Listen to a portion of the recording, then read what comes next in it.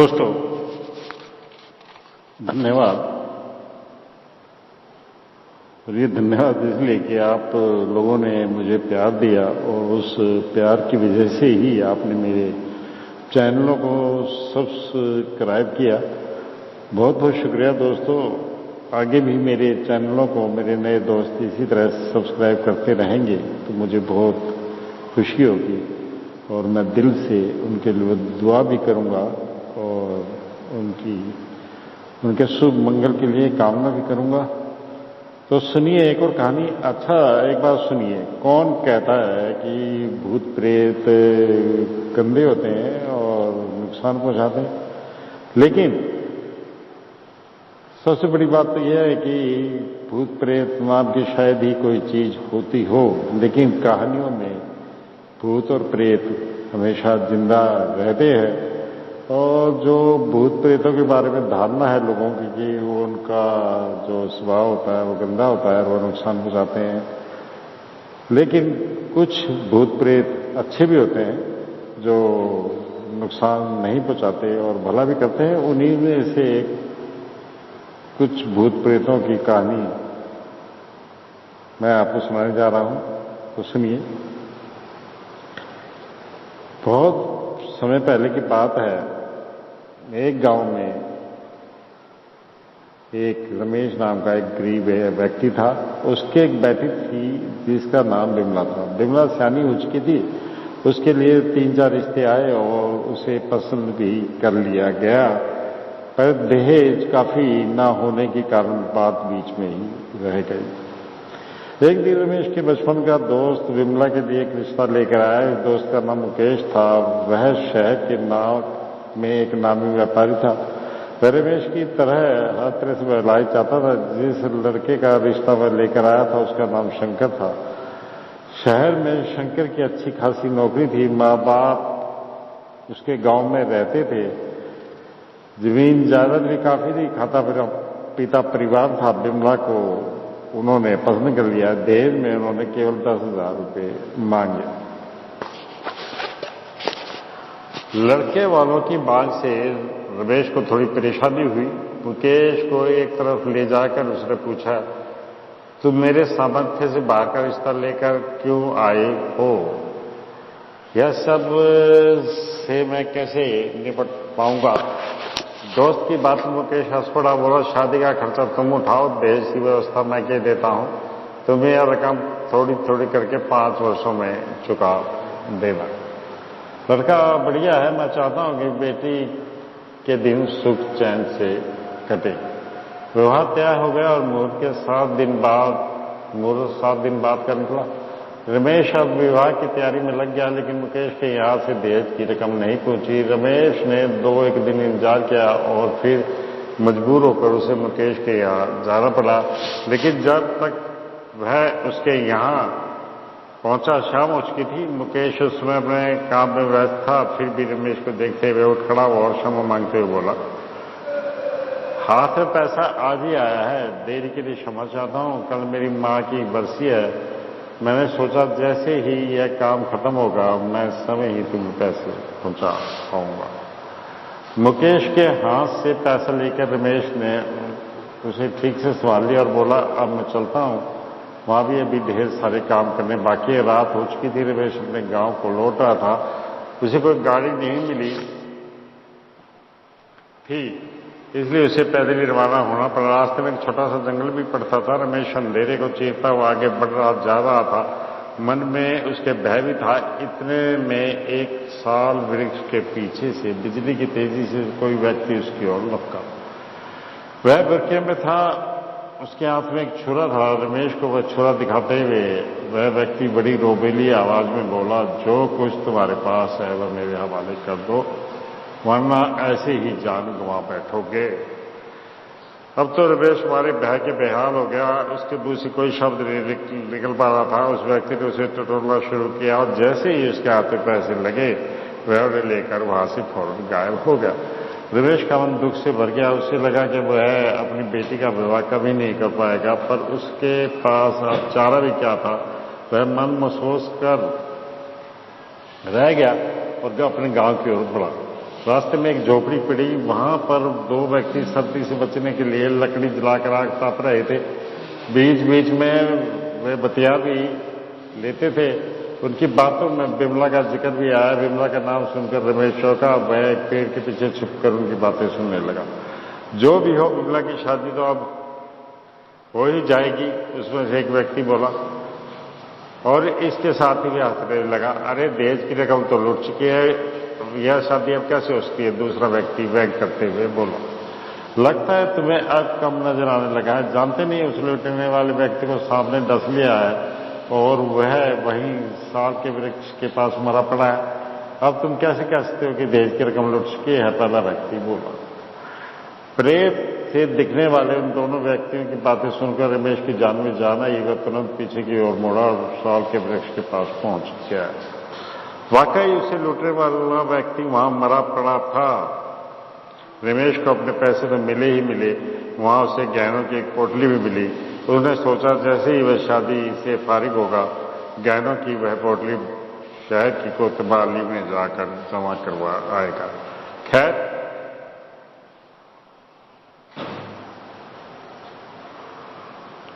खैर वह किसी घर लौट आया। घर पहुंचकर उसने अपना सारा किस्सा अपनी पत्नी को सुनाया। पति की बात सुनकर पत्नी बोली, तुम कुछ भी कहो, भाग्य ने हमारा साथ दिया है। हमें हमारी खोई हुई रकम तो मिल ही गई, साथ में गहने भी मिल गए। तीसरे दिन शादी थी। बारात की काफी गर्मा-गर्मी थी। रमेश की दूसरी बेटी भी अपने परिवार वालों के साथ दूल्हे का स्वागत करने आगे बढ़ी।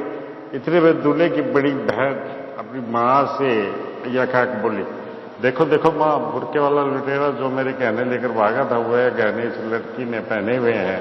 और ये कहते ही उसने उस लड़की का हाथ कसकर थाम दिया।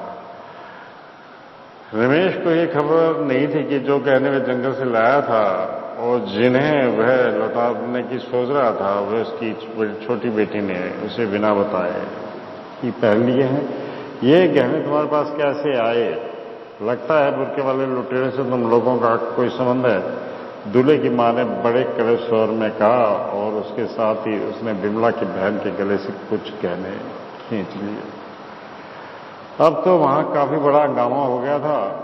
अब लोगों की जुबान पर एक ही बात थी कि ये गहने इनके पास आए कैसे।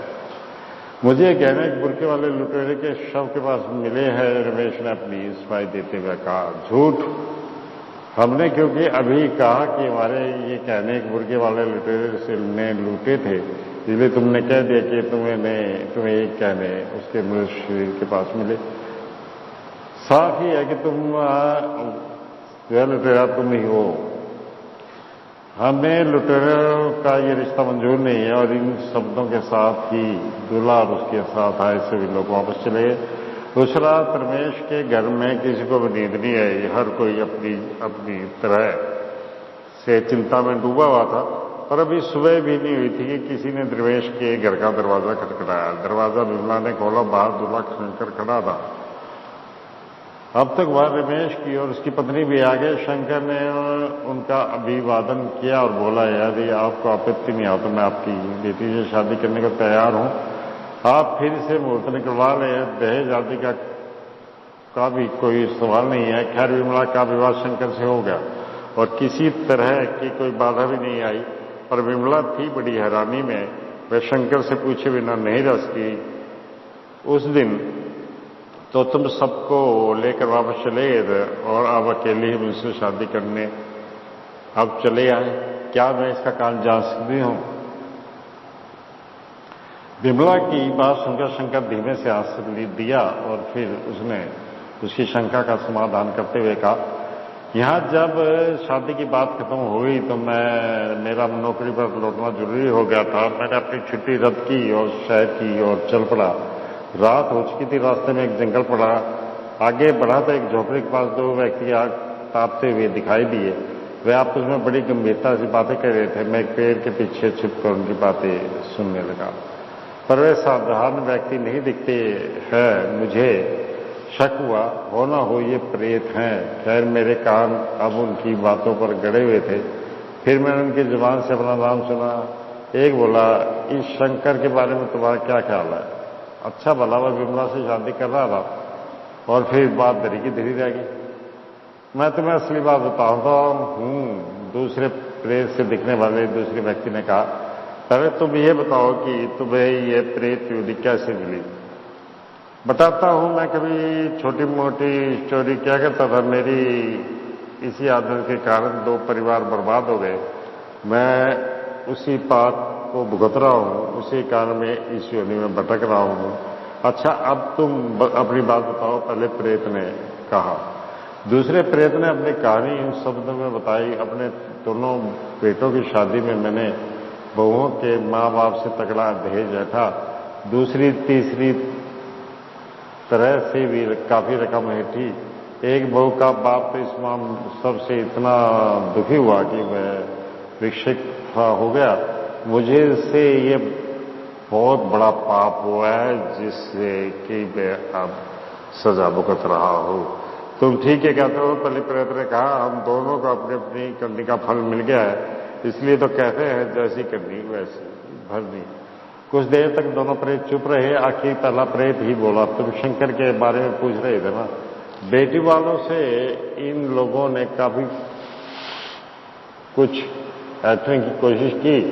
यह तो पाप था ही, इस पर उन्होंने उन पर चोरी का इल्जाम भी लगा दिया। शंकर के होने वाले ससुर ने लाख सफाई देनी चाहिए, पर शंकर के निकट संबंधियों ने उसकी हर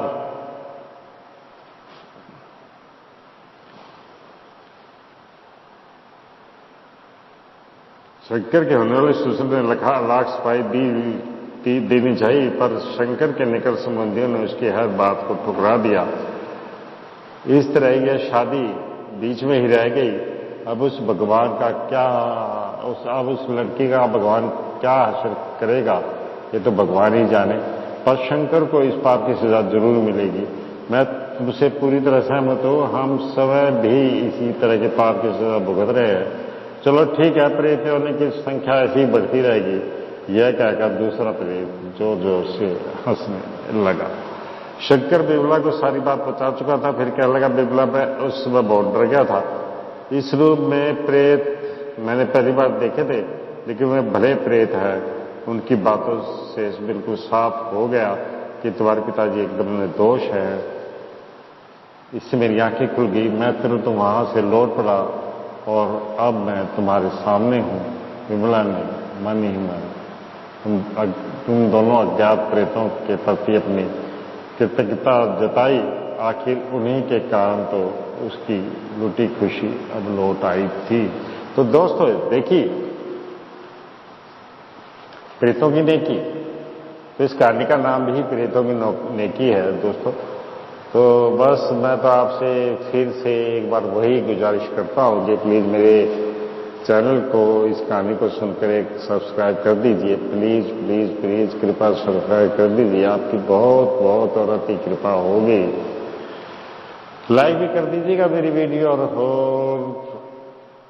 बेल आइकन को भी दबाने दीजिएगा, जिससे मेरी वीडियो आपको पहले दिखाई दे और सुनाई दे।